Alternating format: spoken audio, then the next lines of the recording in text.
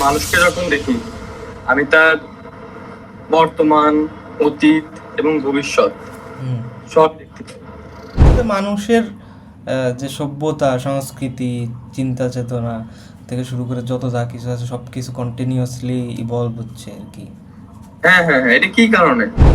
তার মানে তুমি কি বলতে চাচ্ছ যে মানুষের যে এই অগ্রগতি, এই অগ্রগতির পেছনে মূল চালিকা শক্তি হচ্ছে ভাষা? একটা কথা বলছে যে তুমি যদি ভালোবাসা শব্দটা সম্পর্কে না জানতে, তাহলে ভালোবাসা কি তুমি জানতে না। এটা শুধু সত্যি যে মানুষ ও অমানুষের মধ্যে পার্থক্য করে শুধু ভাষা। অদ্ভুত কথা তো। মানুষ এবং অমানুষের মধ্যে পার্থক্য করে শুধু ভাষা। মূল কথা হচ্ছে যে আফগানিস্তানের এই পাশে এই পুরো অঞ্চলের মধ্যে হঠাৎ করে এই অঞ্চলের মধ্যে এতগুলো মুসলমান কোথা থেকে আসলো, মানে কিভাবে, কোথা থেকে? কি দাঁড়াচ্ছে, মানে আমরা তাহলে কোন জাতি? মানে আমরা তো আর্য না, তাহলে আমরা কোন জাতি? ওই যে রাষ্ট্রগণ- ওই যে আমাদেরকে হচ্ছে ইংরেজরা শাসন করছে, তাই আমরা হচ্ছে ইংরেজি শিখতে যাচ্ছি। আর ওদের হচ্ছে শত বছর ধরে ফ্রেঞ্চরা শাসন, মানে ফ্রান্সের লোকজন শাসন করছে, তাই ওরা হচ্ছে ফ্রেঞ্চ শিখতে চায়। মানে প্রত্যেকে তার মনিবের মতো হতে চায়।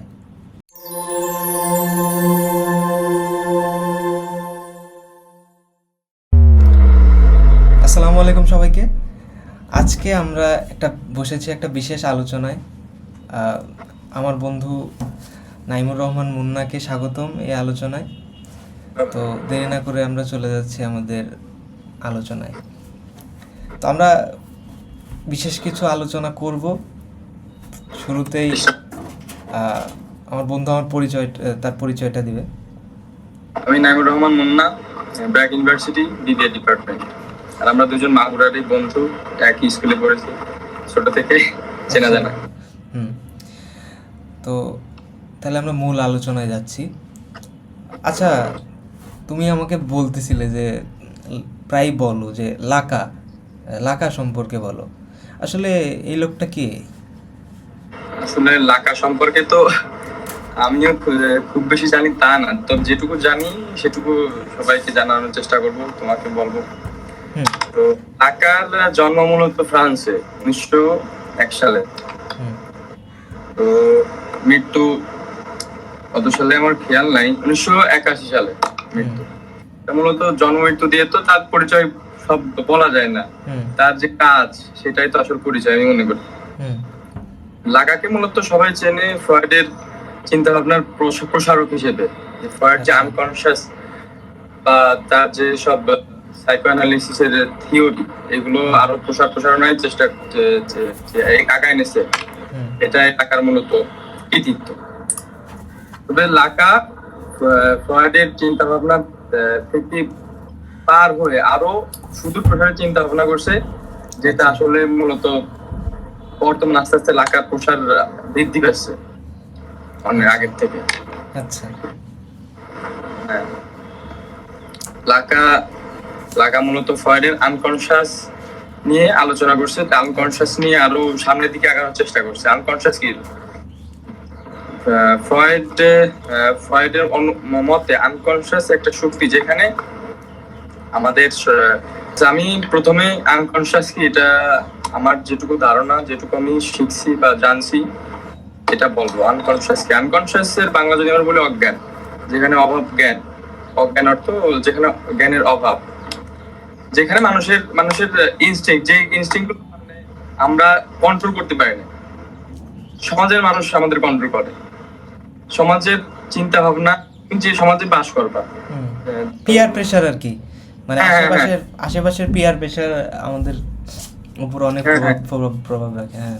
প্রভাব পড়ে। আমি সেখানে সেই থেকে কিছু বলবো যে মানুষ ও অমানুষের মধ্যে পার্থক্য করে শুধু ভাষা। অদ্ভুত কথা তো। মানুষ এবং অমানুষের মধ্যে পার্থক্য করে শুধু ভাষা? হ্যাঁ, পার্থক্যটা শুধু ভাষা। যে ভাষা কি আসলে তাহলে? ডারউইন কিন্তু বলছে যে মানুষ আর বানরের ভিতর পার্থক্য নাই। বানর বা অন্যান্য জীবের মধ্যে, বানর থেকে মানুষ আসছে। বাট লাকা এখানে আবার দ্বিমত করছে যে না, মানুষ আর অমানুষের মধ্যে মৌলিক পার্থক্য ভাষা। প্রত্যেকটা প্রাণী তার নিজস্ব ভাষায় করে, হুম। করে, মানে এক্সপ্রেস করে আর কি। হ্যাঁ এক্সপ্রেস করে। কিন্তু শব্দভিত্তিক ভাষা একমাত্র মানুষ আবিষ্কার করছে। হ্যাঁ। শব্দভিত্তিক ভাষা কি, এখন বানর তো শব্দভিত্তিক ভাষা আবিষ্কার করেনি, এখন মানুষ আবিষ্কার করছে। বানর কিন্তু জাস্ট হুম। মানুষ অন্য প্রাণী থেকে যে আলাদা, হুম। সে বিষয়ে কার্ল মার্কসও একটা কথা বলছে, সেটা না বললেই নয়, যে আমি একটা মানুষকে যখন দেখি, আমি তার বর্তমান, অতীত এবং ভবিষ্যৎ হুম। সব দেখতে পাই।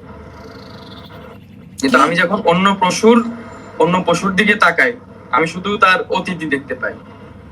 এর অর্থ কি, যে আমি যখন একটা বাঘ, সিংহ, বানর এর দিকে তাকাই, হুম। বানর 100 বছর আগে কাছে চলাফেরা করতো, হুম।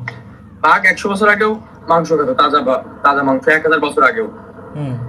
এখনো তাই করে, বানরও তাই করে। হুম। কিন্তু মানুষ 1000 বছর বা 10,000 বছর আগে মানুষের যে অবস্থা ছিল, হুম। সে অবস্থা থেকে এখন পরিবর্তন হয়ে নতুন একটা রূপ, হুম। আমরা আধুনিক বিশ্ব দেখতে পাচ্ছি, আধুনিক, আচ্ছা। উত্তর আধুনিক।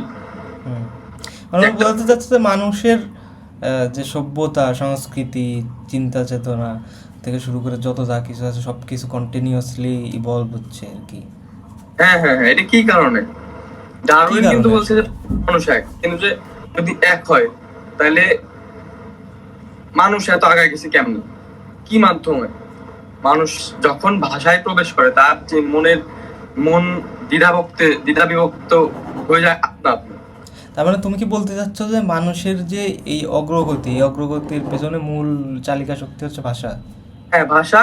আর যেই ভাষা যে বহন করে সেটা আনকনশিয়াস, ফ্রয়েডের চিন্তা, ফ্রয়েডের আবিষ্কার। এবং ফ্রয়েডের আবিষ্কার সীমাবদ্ধ ছিল, এবং লাকা সেটাকে পরবর্তীতে আরো আগায় নিয়ে আসছে, যে কিভাবে মানুষ ভাষায় প্রবেশ করলে তার চিন্তা ভাবনা আপনা আপনি বদল হয়। তুমি যে আমরা অনেক সময় দেখি যে টারজান কিন্তু যখন জনসম্মুখে আসে হুম। বা সমাজে আসে, সে কিন্তু কথা বলতে পারে না। তার আনকনশিয়াস আছে, বাট তার ভাষার জ্ঞান থাকার না কারণে সে মানুষের সাথে যোগাযোগ করতে পারে না, কোনো ফিলিংসও নাই তার। হুম। একটা বোবার কিন্তু ভাষা আছে, সে সমাজে বাস করে, সে কথা না বলতে পারলেও তুমি তুমি ও এক্সপ্রেস করে তোমার বলে দেয় যে আমি খাবো। হুম। এইটা আসলে কি, ভাষা আসলে আনকনশিয়াস, আমাদের যেটা মনের ভিতরে থাকে, আমরা ওটা নিয়ন্ত্রণ করতে পারি না। আচ্ছা, মানে তার মানে তুমি বলতে চাচ্ছ যে যে কথা বলতে পারে না সেও ভাষা জানে, মানে হ্যাঁ, সেও ভাষা জানে, বাট পাগলের ভাষা নেই। হুম, পাগলের ভাষা নাই কেন? কারণ তার কনসিয়াসনেস নেই। আনকনশিয়াস নেই। পাগল জাস্ট তোতা পাখির মতো আওড়ায় শব্দ, হুম। তোতা পাখির মতো শব্দ আওড়ায়, কিন্তু তার মানে কি সে বলতে পারে না। তার মানে কি একটা ঠিক, তোতা পাখি যেমন কথা বলে, একটা পাগল ঠিক সেরকম, বিশেষ করে বদ্ধ পাগল যে হয় আর কি।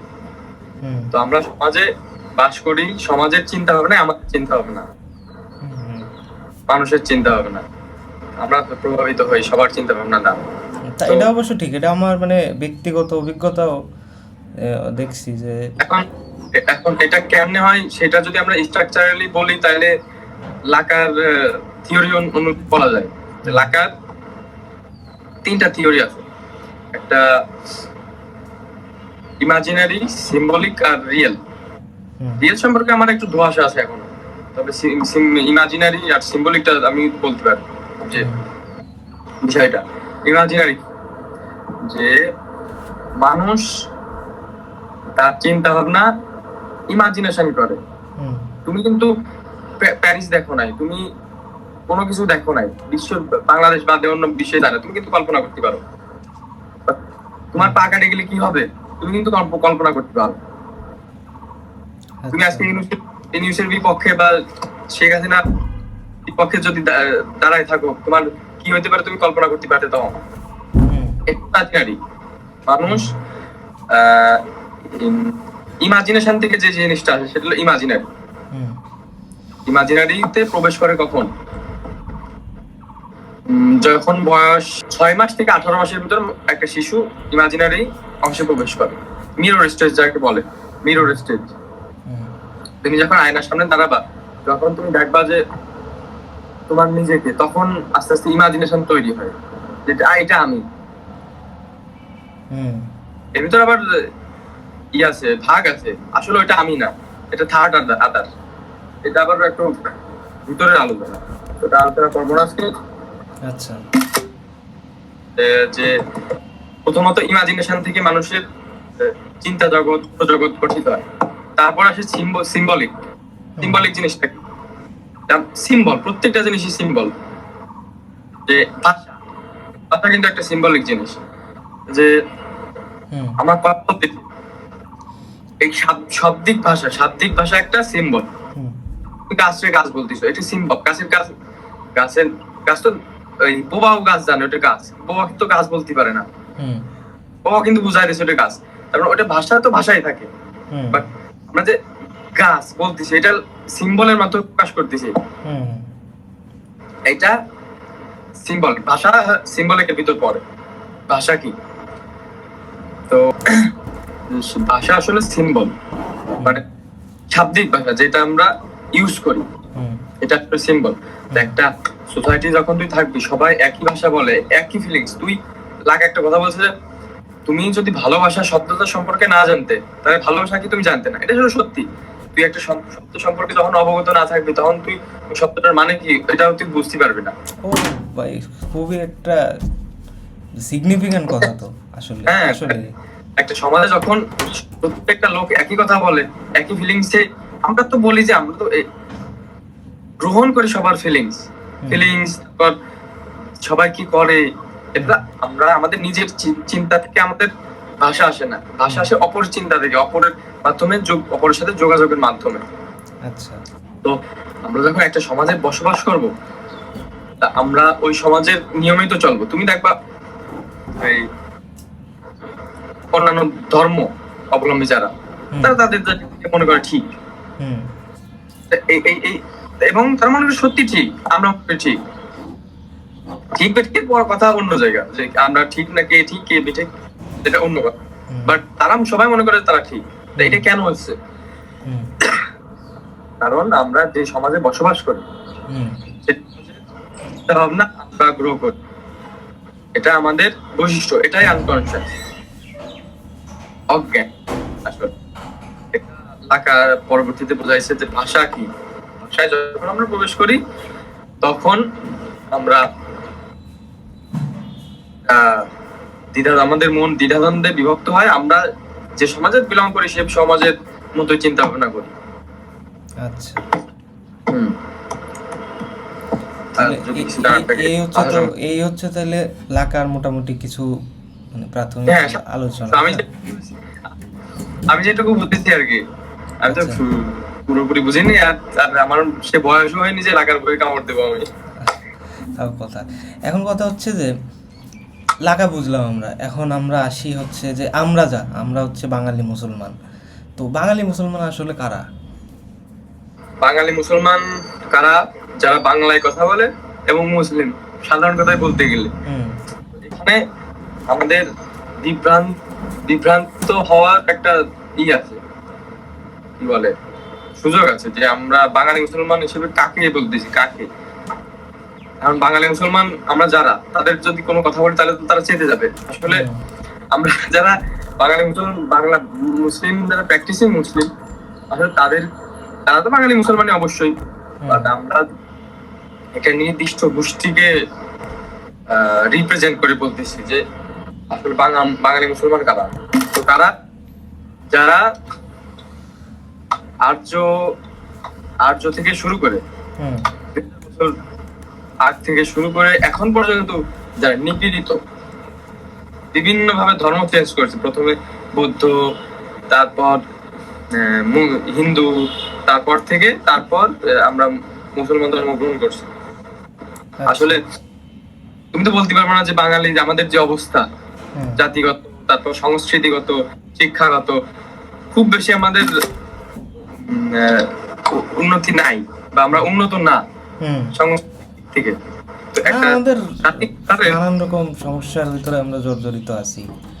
একটা জাতি কিভাবে আহ, এত একটা জনগোষ্ঠী একবারে মুসলমান হয়ে যায়, এটা ভাবনার বিষয়। হুম। আমরা তো আর কোরআন পড়ে মুসলমান হইনি, সত্যি কথা বলতে। হ্যাঁ, মানে এটা একটা খুব গুরুত্বপূর্ণ বিষয়। দেখো যে তোমাদের আমাদের উত্তরে খেয়াল করো, আমাদের উত্তরে আছে নেপাল, ভুটান বৌদ্ধ, ওপাশে আছে চায়না বৌদ্ধ, এদিকে মায়ানমার বৌদ্ধ, এখানে পুরো ভারতবর্ষ একটা হিন্দু অধ্যুষিত এলাকা। তারপরে হচ্ছে এদিকে যদি নিচে নামো সাগরের মধ্যে, এই লাওস টাওস যেগুলো এই পাশে আছে, এগুলো সব বৌদ্ধ। ওইদিকে মানে এখানে একটা ঐতিহাসিক কারণে পাকিস্তান রাষ্ট্র সৃষ্টি হয়েছে, সেটা ভিন্ন কথা। মানে মূল কথা হচ্ছে যে আফগানিস্তানের এই পাশে এই পুরো অঞ্চলের মধ্যে হঠাৎ করে এই অঞ্চলের মধ্যে এতগুলো মুসলমান কোথা থেকে আসলো, মানে কিভাবে? কোথা থেকে? চিন্তার বিষয়, হুম। বড় চিন্তার বিষয়। তো সেই চিন্তায় আমরা যদি সত্যি কথা বলতে বাঙালি মুসলমানের মন মোহাম্মদ সাফার লেখা না বললেই নয়, এটা যদি পড়ে থাকি তাহলে আমার মনে হয় যে তার আমাদের একটু ধোঁয়াশা কাটবে। তো সেখান থেকে তো পড়া সম্ভব না। তো যা পড়া, যা আমি পড়ছি আর কি, সেখান থেকে হালকা পাতলা যা জানি সেটা বলতে পারি যে আমরা আসলে নিপীড়িত জাতি। আমরা কারা? আমার কাছে একটা বই ছিল চর্যাপদ, অতীন্দ্র মজুমদার মনে হয়, সেখানেও আছে যে চর্যাপদ কালে প্রায় 1200 সালের দিকে তখন চর্যাপদ লেখা হয়। তখনও বাংলাদেশ এই অঞ্চলের পরিস্থিতি কেমন, যে অঞ্চলে যদি কেউ আর্যরা আসতো বা উচ্চ বর্ণের হিন্দুরা আসতো তাহলে কিন্তু তাদের প্রায়শ্চিত্ত করা লাগতো। তার মানে বোঝা যায় তারা আমরা কত পরিমাণ নিপীড়িত জাতি ছিলাম, আমরা কেমন ছিল, আমাদের মিলেচ্ছ বলা হতো। তারপর কি বলে, মাঝে মাঝে অসুর বলা হতো। তো তাহলে আসলে কি দাঁড়াচ্ছে, মানে আমরা তাহলে কোন জাতি? মানে আমরা তো আর্য না, তাহলে আমরা কোন জাতি? আমরা আসলে এটা ইতিহাসের প্রশ্ন, আমরা কোন জাতি। আমি যেখান থেকে জানি যে আর্যরা যখন আসে তখন আমাদের এইখানে আমরা যারা ছিলাম এখনই তারা বাঙালি মুসলমান। আপনারা তো 2000 বছর আগে মানে আমরা এখানকার আদি বাসিন্দা আর কি, আদি বাসিন্দা আর কি। তারা এখন বাঙালি মুসলমান নামে পরিচিত। বাঙালি তারা কেমনে বাঙালি মুসলমান হয়েছে, যাই হোক, যেটা বলতেছিলাম যে আদিবাসী আমরা, যখন আর্যরা আসে এই অঞ্চলে তখন আমাদের বলে মিলেচ্ছ, নিচু জাতি, মানে সাপ্রেশন আর কি, অবদমিত চেষ্টা অলওয়েজ। তো আমরা যদি অবদমিত হয়ে যাই তাহলে আমরা তো মুক্তি বাসনায় খুঁজবো নাকি? মুক্তি খুঁজবো। তো তার জন্য প্রথমে কি করে, প্রথমে বৌদ্ধ ধর্ম গ্রহণ করে। বৌদ্ধ ধর্ম আস্তে আস্তে আবার জাতপাত তৈরি হয়, একটা কাস্ট সিস্টেম তৈরি হয়ে যায়। তারপর হিন্দু ধর্ম তো কাস্ট আছেই। না, প্রথমে মনে হয় হিন্দু ধর্ম, তারপর বৌদ্ধ ধর্মে দীক্ষিত হয়। হিন্দু ধর্মের কাস্ট সিস্টেমের কারণে পরে যখন বৌদ্ধ আসে তখন বৌদ্ধ ধর্মে দীক্ষিত হয়। তারপর আস্তে আস্তে সেখানেও একই অবস্থা, একই সিস্টেম, মুক্তি তার মেলে না। কে কি করবে? সে সারা জীবন নিচু হয়ে থাকবে। একটা মানুষের ভাষা যখন গ্রহণ না করে, আদিম যে মন সেটা থাকেই যায়। আচ্ছা। তো যখন হিন্দু ধর্ম থেকে তার মুক্তি মিলে নাই, তারপর সে বৌদ্ধ ধর্মে দীক্ষিত হয়েছে। বৌদ্ধ থেকে মুক্তি মিলে নাই, তারপর যখন দেশে আস্তে আস্তে সুফি, তারপর আসলে মুসলিম যখন আসে তখন তারা মুক্তির বাসনায় মুসলমান ধর্ম গ্রহণ করে। এটা সত্যি কথা। অনেকে, তুমি এই দেশে কয়জন আশরাফ মুসলমান দেখবা? আশরাফ মুসলমান কয়জন আছে? আশরাফ মুসলমান তো খুব বেশি পাওয়া যায় না। আমাদের নবাব যারা ছিল তারা হয়তো মোটামুটি দেওয়ানি কায়দায় বা কোন কায়দায় আসছে এখানে। তাদের তো আর বলা যায় না যে তারা বাঙালি মুসলমান, অবশ্যই। তো তারা কোন মুসলমান? তারা আশরাফ মুসলমান। হয়তো তারা তুর্কি থেকে আসছে, তুর্কি বংশোদ্ভূত। মোটামুটি তাদের মুসলমানের একটা কারণ আছে, তারা জানে মুসলমান হয়েছে, তুর্কি ইরান থেকে আসছে। বাট আমাদের যে বৃহৎ পরিসরে বাঙালি মুসলমান, এদের তো মোটামুটি কোনো চিহ্ন নাই যে তারা কোরআন পড়ে মুসলমান হয়েছে, হাদিস পড়ে মুসলমান হয়েছে, যেখানে সবাই এক। সেখানে যদি সে যায়, সেই ধর্মে যদি সে দীক্ষিত হয়, তার ধর্মে মুক্তি মিলতেই পারে, সেই মানে বাসনায় ওই মুক্তি যে মিলছে। যে হচ্ছে প্রথমে বর্ণবাদ বা মানে আর্যদের থেকে নিষ্পেষণ, নিচু জাত, বর্ণবাদ, তারপরে মানে সব কিছুর মধ্য দিয়ে লাস্টে সে দেখলো যে তার মুক্তি হচ্ছে ইসলামে লাভ হচ্ছে, যে সে হ্যাঁ, আলাদা নিচু হিসেবে তখন আর বিবেচনা হচ্ছে না, বিবেচিত হ্যাঁ, হচ্ছে না। এটাই, হুম যে সবার সমান। এখানে তোমার কোনো নিষেধ নাই। সংস্কৃত ভাষার সংস্কৃত ভাষা আর্যদের, আর এটা কিন্তু নিষেধ ছিল এই অঞ্চলের জন্য। মানে আমরা মানে মানে এই অঞ্চলের মানুষ ওই ভাষায় কথা বলতে পারবে না। হ্যাঁ, দূষণ হয়ে যেত আর কি, মানে এই কাহিনী আচ্ছা। আমরা বলতে পারবো না আসলে। তো অনেক কিছুই দেখা যায় আমরা, আর এই মুসলমান হওয়ার পর আরবি গ্রহণ করতে চাইছি, ফার্সি গ্রহণ করতে চাইছি, উর্দু একটু উচ্চ মর্যাদা হুম উচ্চ মর্যাদা দেওয়ার চেষ্টা করছি, কিন্তু আমাদের সাংস্কৃতিক বুনিয়াদ বা এটা শক্ত না থাকার কারণে আমরা আরবি ফার্সি কোনোটাই গ্রহণ করতে পারি না। আমাদের অনেক লেখক কিন্তু একসময় এই কি বলে আরবি ফার্সিতে প্রচুর লেখালেখি আর করতো। আরবি ফার্সিতে লেখালেখি করছে, এবং যখন এদেশের মানুষ গ্রহণ করতে পারেন নাই, তখন বাংলা ভাষা আরবি আরবি করে লেখার চেষ্টা করছে। তো অনেকে অনেক পাবা, হুম মানে এখনো মোটামুটি খুঁজলি তুমি তুমি পাবা যে এরকম অবস্থা। তো একটা টান তো থাকেই যে মুসলমান, আর আসলে আরবির আবার এই কি বলে তিনটি কারণে আবার আরবির মর্যাদা ছিল উপরে।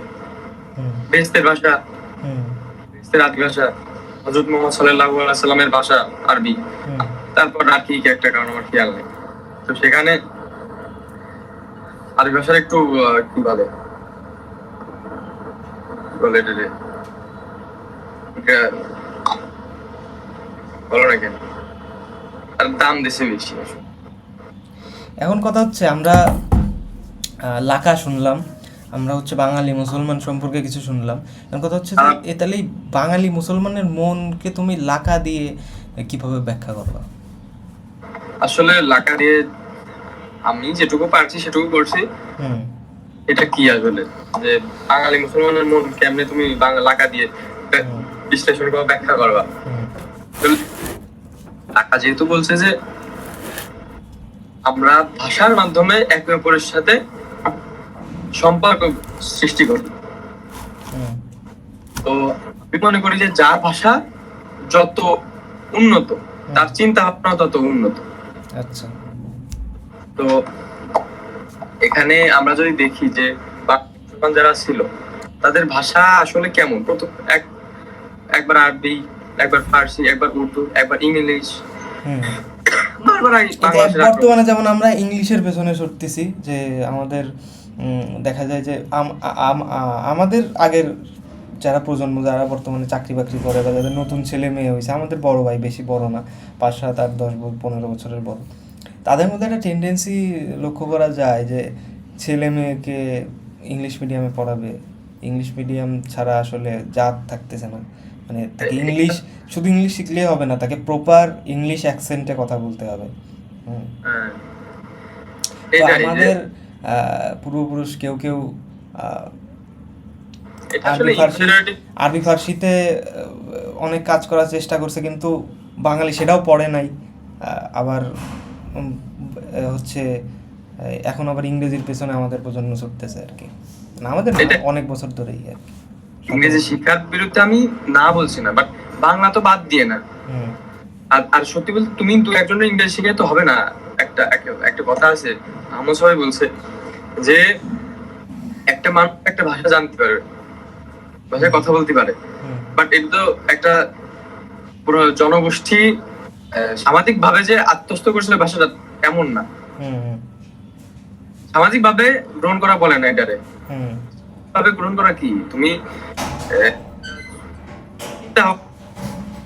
প্রত্যেকটা চিন্তা যেন ইংরেজিতে করো। তুমি কি এখন একটা যারা কি বলে ইংলিশ মিডিয়ামে খুব ইংলিশ চর্চা করছে, তাদের আগে বলো তো একটা ফিলোসফি নিয়ে কথা বলো, একটু কি বলে অ্যাবস্ট্রাক্ট চিন্তা ভাবনা কর আমার সাথে ইংরেজিতে, দেখি কতটুকু পারিস তুই। আসলে বাংলা ছাড়া সম্ভব না আমি মনে করি, কিন্তু যদি একটা সামাজিক ভাবে এটা আত্মস্থ হয়ে যায় তাহলে সম্ভব, কিন্তু এটা আত্মস্থ করতে 200-300 বছর সময় লাগবে। এখানে আমরা যে মধ্য অবস্থায় আছি এটা তো খুবই বাজে অবস্থা, যে না আপনি ইংরেজি শিখতে পারবেন না বাংলা জানি। ওটাই আমরা মানে যে ইংরেজ উপনিবেশের পরে এর পরবর্তী যে অবস্থা, যে আমাদের প্রজন্মের কথা যদি আমরা বলি, যে আমরা ইংরেজিতে হ্যাঁ কথাবার্তা বলতে পারবো, কিন্তু আসলে ওই যে চলার মতো যতটুকু বলা যায়, কিন্তু যদি বলি যে প্রপারলি কিছু প্রপারলি কোনো কিছু মানে একাডেমিক লেভেলে কোনো কথাবার্তা বলতে বা ওই লেভেলে হ্যাঁ, কিন্তু আমরা কথা বলতে পারবো না ইংরেজিতে। এটাই। আবার যদি কারণ আমরা বলি যে আমরা বাঙালি, আমরা বাংলা শিখছি, আমরা কিন্তু আসলে বাংলাও পারি না। বাংলা আমরা পারে না, তাহলে এটা কি অবস্থা, এটা কি একটা অবস্থা। বাংলা সাহিত্যের কথা যদি আমরা বলি, আমরা একটু যদি আহ, ভালো সাহিত্য পড়তে যাই, তখন আমরা অনেক শব্দই আমরা বুঝবো না, মানে আর বুঝবো না। কিছু আর্টিকেল কিছু গ্রন্থ পড়তে গেলে এগুলো আর বুঝবো না। এগুলো আসলে বিমূর্ত চিন্তা, কবিতাও বুঝবো না আমরা। করতেই পারি না আসলে।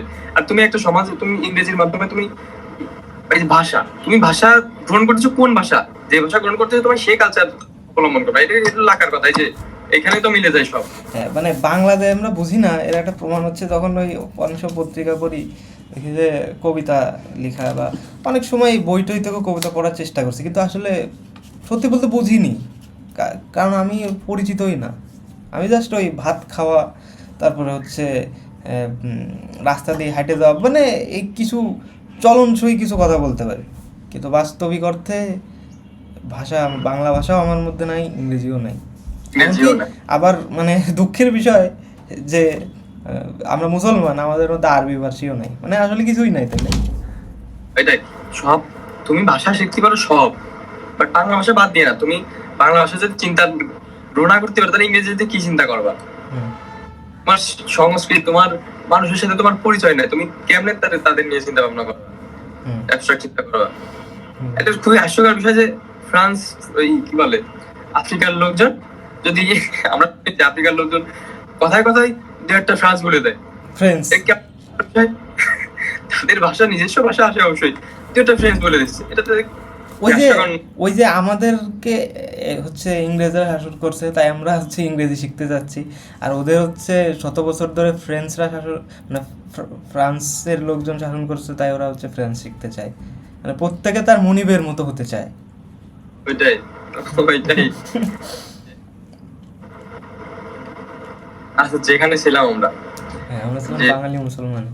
বাঙালি মুসলমানের মন কি, মনের গঠন কিভাবে আমরা হুম, বলতে পারি। তো আমি সেখান থেকে একটা বাঙালি মুসলমান মনের প্রবন্ধের থেকে একটা লেখা পড়তে চাই, ভূমিকা, যে আমসভা লিখছে যে একদিন সকালবেলা আমি পথভ্রমণ করতে সোহরাওয়ার্দী উদ্যানে গিয়েছি। হুম, খুব অবাক হয়ে লক্ষ্য করলাম হুম, সকালবেলা আবুল ফজল সাহেব মোটা দাদা উচ্চ লম্বা ফর্সা মতো একটা ভদ্রলোকের সঙ্গে বিপরীত দিক থেকে আমার দিকে হেঁটে আসছেন। হুম, তার মাথায় একটা গোল টুপি। আবুল ফজল সাহেবের মাথায় টুপি দেখে আমি ভীষণ আশ্চর্য হয়ে গেলাম। সালাম করে জিজ্ঞাসা করলাম, স্যার এত সকালে কোথায় যাচ্ছেন? তিনি জানালেন সিরাত মাহফিলে যোগ দিতে যাচ্ছি। তার সঙ্গে মোটামুটি আমার পরিচয় থাকার কারণে আমি জানতে পেরেছি, জানি যে সে কি বলে নাস্তিক টাইপের একটা লোক, স্বঘোষিত নাস্তিক। হুম, তিনি ছিলেন তিনি ছিলেন জেনারেল জিয়াউর রহমানের আকাশ সেনার, মানে না না কি বলে, এখানে একটু ভুল হয়েছে, যে তার সঙ্গে যে লোকটা ছিল তার কথা বলতেছে। যাই হোক, আবুল ফজলের বিষয়টা আমি বলি যে আবুল ফজল সাহেব সকালে সিরাত মাহফিলে যোগ দিতে যাচ্ছে। তা আবুল ফজল সম্পর্কে বলতেছি যে এ স্বঘোষিত নাস্তিক, হুম, কিন্তু ক্ষমতার কাছাকাছি যখন সে আসছে, হুম, সে সিরাত মাহফিলে যোগ দিতে গেছে টুপি পরে। মাথায় টুপি এই থাকে। জিনিসটা আমার সবার খুবই ভাবাইছে। তাহলে বিষয়টা কি, বাঙালি মুসলমান চাইটা কি? তাইলে এটা ভাবার বিষয় যে প্রত্যেকটা মানুষের একই অবস্থা, যে মুক্তিটা কোথায়? তাইলে আদি বাসনা কি জানে, আদি বাসনা যেখানে যাকে বলে আর কি, মানুষ তার ভাষার মাধ্যমে যখন কথা বলে, সে কখনো তার পিছনের যে চিন্তা ভাবনা সে ফিরে আসতে পারে না। হুম, তার একটা মুখের ভিতর বাসা বাঁধে থাকে। হুম, সেই বিষয়টা আদি বাসনা। আদি বাসনাটা কি?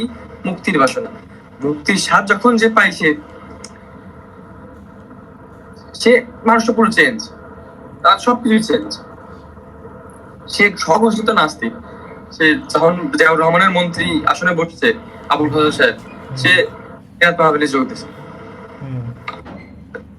তাইলে আমি বলতেছি কি, তাইলে আমাদের বাসনাটা কি? প্রত্যেকটা মানুষের একই অবস্থা। বাঙালি মুসলমান যারা আছে তাদের যদি তুমি বিশ্লেষণ করো, এখানে হাজার বছর ধরে অবদমিত হওয়ার পর তারা এখনো মুক্তি পায়নি। তুমি 24 সালে দেখো, 24 সালে এখনো মানুষ সেম অবস্থা। এটা হলো আদি বাসনা, বাঙালি মুসলমানের আদি বাসনা। আর গঠন সম্পর্কে যেভাবে বলতে চাই যে বাঙালি মুসলমান তারা না পারছে ভালো করে বাংলা ভাষা কথা বলতে, না পারছে সংস্কৃত, না পারছে উর্দু, না পারছে ইংলিশ। একটা মানুষের ভাষা যখন গ্রহণ না করে, তাহলে তুমি তার চিন্তা ভাবনা পারবে, সে তো সবকিছু দিতে পিছনেই থাকবে। আমরা যেমন আছি, চিন্তায় স্বচ্ছতা আছে না, কিছু আছে মতে যে। তো আমরা যদি বাঙালি মুসলমানের মন সম্পর্কে বলি, কেমনে মানে বাঙালি মুসলমানের মন 100, 1000, 2000 বছর ধরে একই অবস্থায় আছে, আদিম অবস্থায়। তো ভাষা যদি একটা মানুষের গ্রহণ না করে, তাহলে তুমি শুরু হয়ে গেছে, বলো।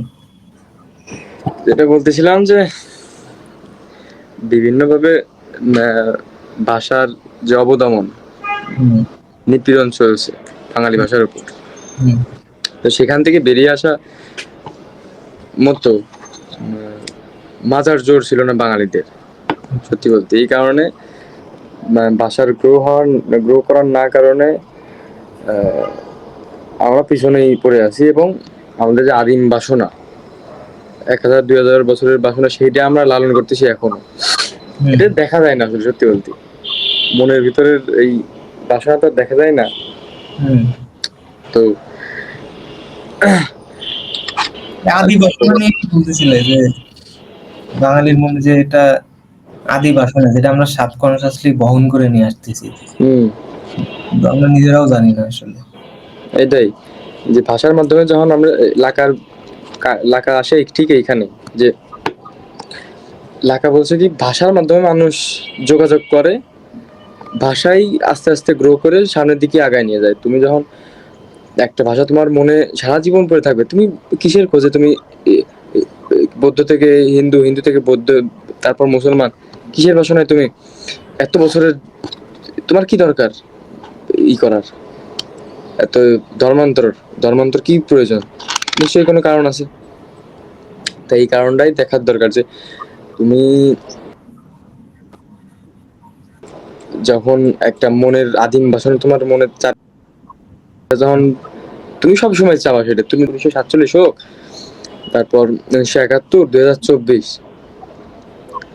এখনো একই অবস্থা, শান্তি নাই, মুক্তি নাই। তো এটাই হলো আদি বাসনা আর কি, যে আমরা যেভাবে অপদমিত হয়ে আসছি সারা জীবন, তো সেটা থেকে মুক্তি। আসলে মুক্তি আমরা এটা চোখে দেখা তো আর যায় না, এটা আমাদের কাজের মাধ্যমে প্রকাশ পায়। 1947 সাল, 1971 সাল, 71 সালে আমাদের সাথে পাকিস্তান পুরো বিশ্বাসঘাতকতা করছে।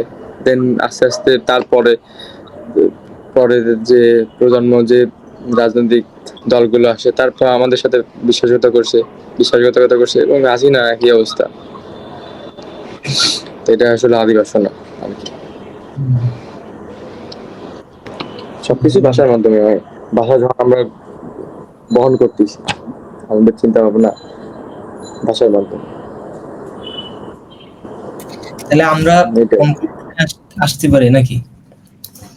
হ্যাঁ হ্যাঁ যে হচ্ছে আমাদের যে অন্য সকল প্রাণী, লক্ষ লক্ষ প্রজাতি থেকে আমাদের আলাদা করেছে হচ্ছে আমাদের ভাষা, আমাদের।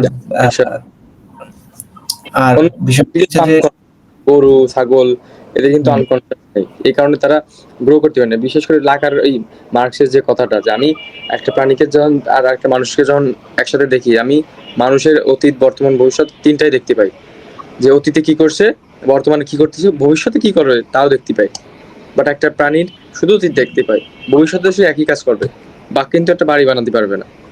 বা যুদ্ধ করতে পারবে না কোনো জনগোষ্ঠীর সাথে।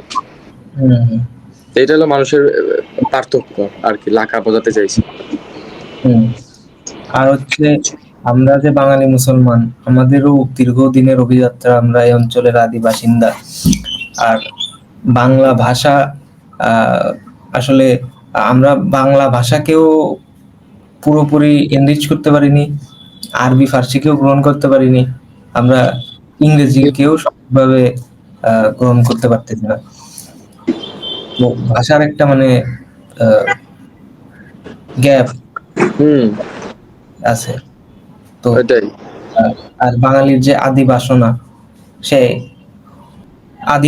সেই আদি বাসনা থেকেই মানে আমরা মুক্তির চিহ্ন।